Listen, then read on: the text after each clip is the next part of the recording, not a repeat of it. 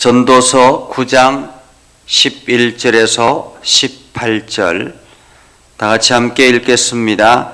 내가 다시 해 아래에서 보니 빠른 경주자들이라고 선착하는 것이 아니며 용사들이라고 전쟁에 승리하는 것이 아니며 지혜자들이라고 음식물을 먹는 것도 아니며 명철자들이라고 재물을 얻는 것도 아니며 지식인들이라고 은총을 입는 것이 아니니 이는 시기와 기회는 그들 모두에게 임함이니라.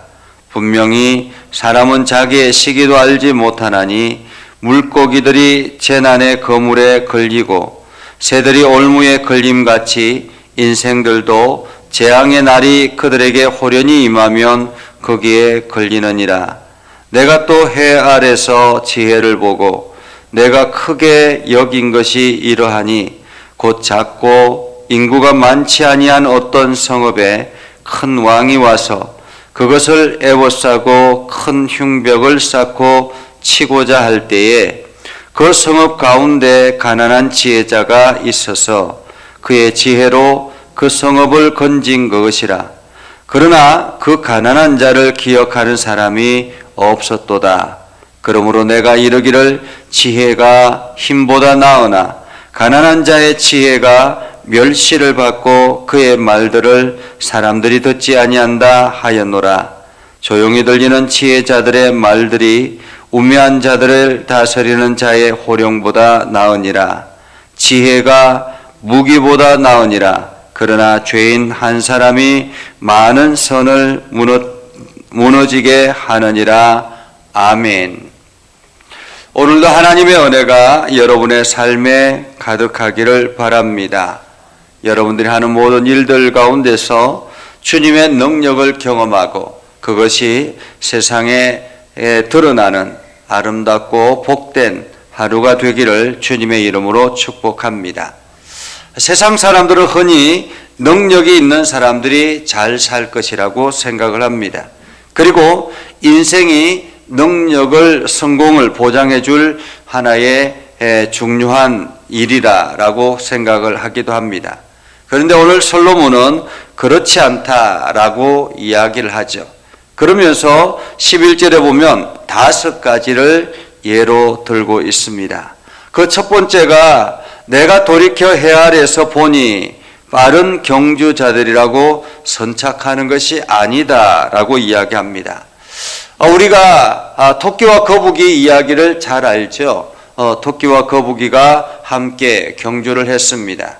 열심히 토끼가 달려갔습니다. 가다가 그만 거북이와 너무 차이가 나니까 잠시 쉬다가 그만 잠이 들어버렸고 거북이는 쉬지 아니하고 엉금엉금 기어가서 결승점에 도달하게 되죠. 그것처럼 인생이 꼭 빠른 사람이라고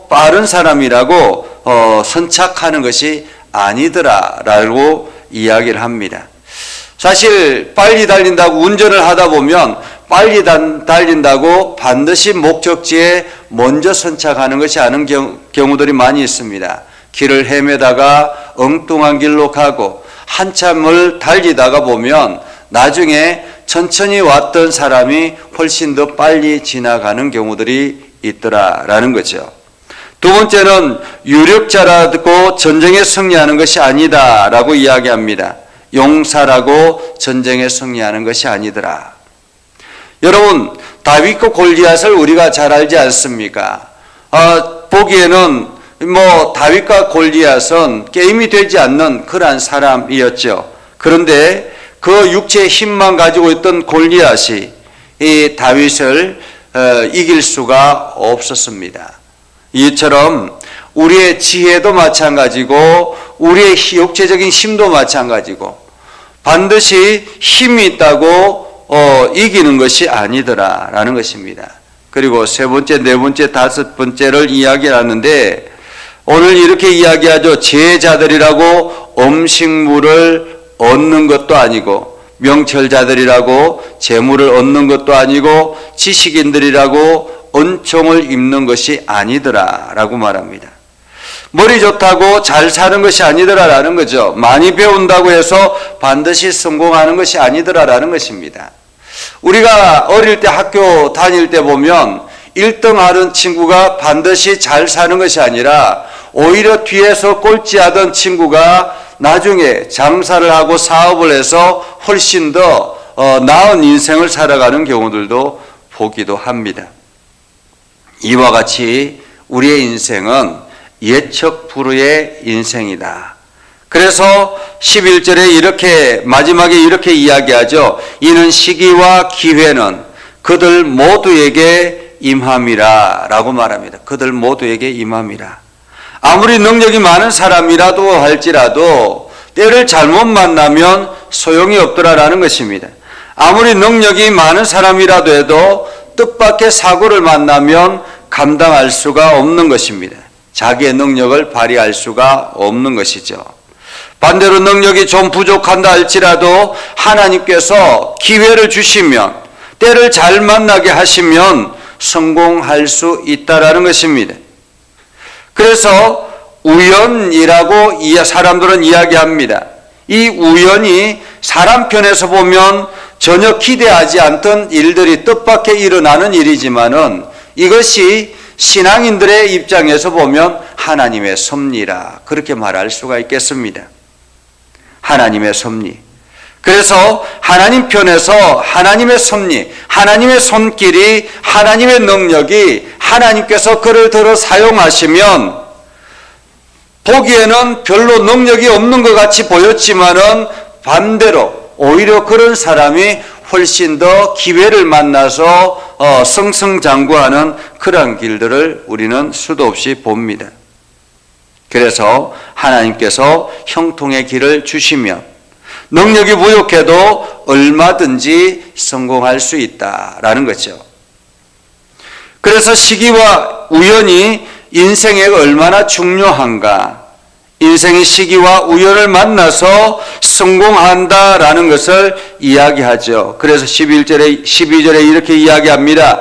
분명히 사람은 자기의 시기도 알지 못하나니 물고기들이 재난의 그물에 걸리고 새들이 올무에 걸림같이 인생들도 재앙의 날이 그들에게 호련히 임하면 거기에 걸리느니라.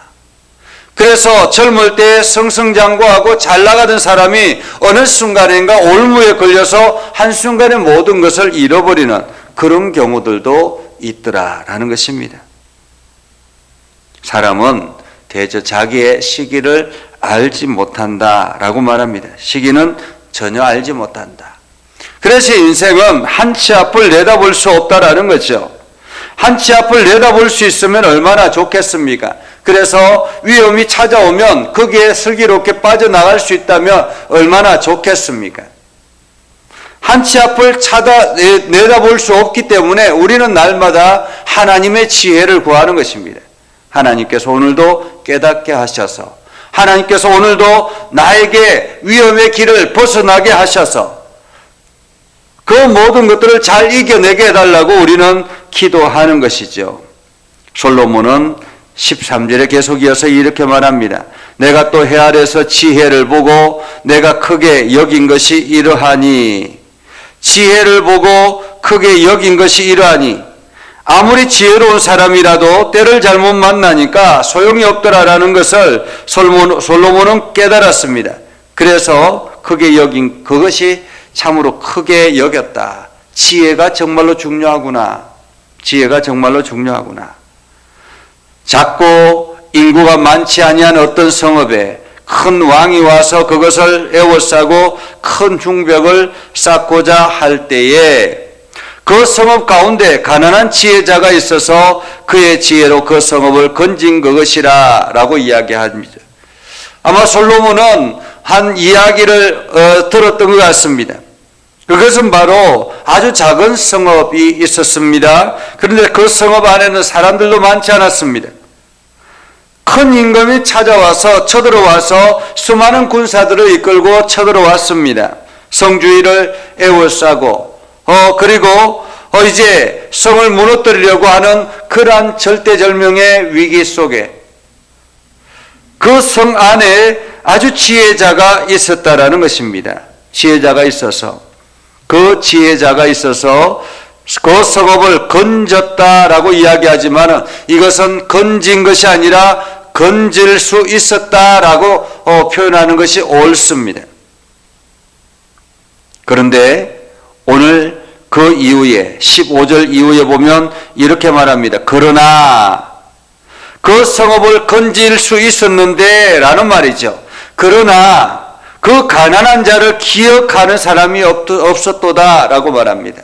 문제는 이 지혜자가 있어서 그 성읍을 건질 수 있었는데 거기에 이 지혜자가 가난했다라는 거예요. 외모적으로 볼품 없었다라는 것입니다. 내세울 것이 없었다라는 것입니다. 살아남을 수 있었는데 가난해서 이 사람을 기억하는 사람이 없더라라는 것이 기억하는 사람이 없더라. 문제는 기억하는 사람이 없었더라. 사람들은 눈에 보이는 대로 판단하잖아요. 그래서 가난하거나 혹은 뭐가 좀 이렇게 남루하거나 그러면 별 볼 일 없다라고 생각합니다. 별 볼 일 없다라고 생각하죠. 그래서 눈에 보여지는 그러한 것으로 판단을 하기 때문에 승용차를 타도 어떤 차를 타느냐에 따라서 그 사람의 어떤 지혜가 돋보이기도 하고 초라해 보이기도 하고 그래서 아주 이게 낮은 그릇에 어떤 승용차를 타고 오면 저 사람은 별 볼 일 없어 이렇게 생각하는 경우들이 굉장히 많잖아요. 그래서 그 사람의 말에 귀를 기울이지 않습니다. 반면에 아주 고급 세단을 타고 오면 그 사람의 말 한마디가 별 볼 일 없는데도 불구하고 굉장히 중요한 이야기처럼 그렇게 사람들은 귀를 기울이는 경우들이 많이 있죠. 그래서 그 지혜자의 그 모습을 통해서 결국에는 사람들이 잘못 판단하더라라는 것입니다.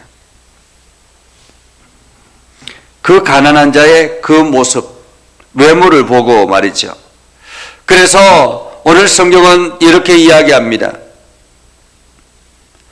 16절에 보면 그러므로 내가 이르기를 지혜가 힘보다 나으나 가난한 자의 지혜가 멸시를 받고 그의 말들을 사람들이 듣지 아니한다 하였노라.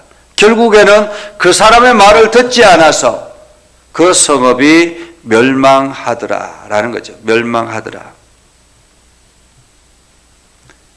조용히 들리는 지혜자들의 말들이 우매한 자들의 다스리는 호령보다 나으니라. 지혜가 무기보다 나으니라. 그러나 죄인 한 사람이, 여기서 죄인 한 사람은 지혜가 없는 사람을 말하는 것입니다. 죄인 한 사람이 많은 선을 무너뜨리더라 라고 이야기하죠. 우리가 여호수아에 보면 이스라엘 백성들이 여리고성을 무너뜨렸습니다.